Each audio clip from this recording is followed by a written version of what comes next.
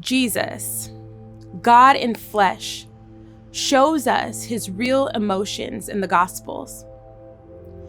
We have this opportunity to not only witness pain and suffering in Christ, but also in community, to lament, to suffer with God, with others, with family, with friends.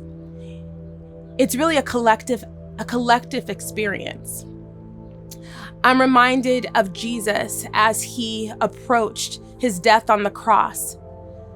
I'm reminded of how heavy the burden was, even to the point where someone watching stepped in to help him lift the cross, to lift the burden.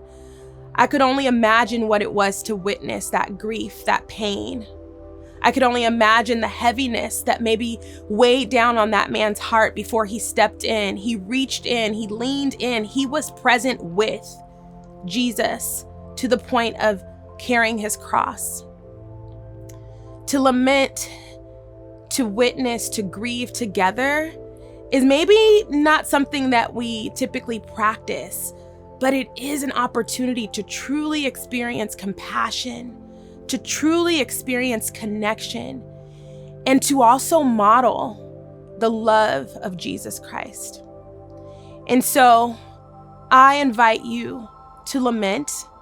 And it's not just to feel sad and sorrowful for another person, but it's actually to come to proximity of the grief and the pain, to almost kneel down before that pain and witness it to the point where it's excruciating sometimes, but it's necessary.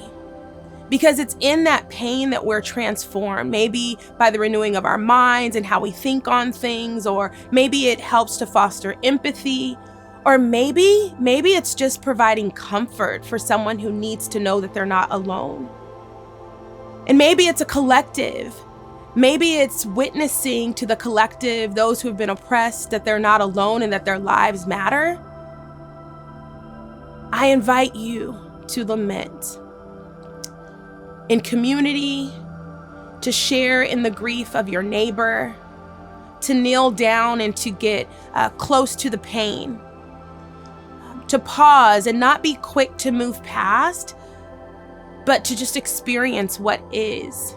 And God will do the rest. Lament.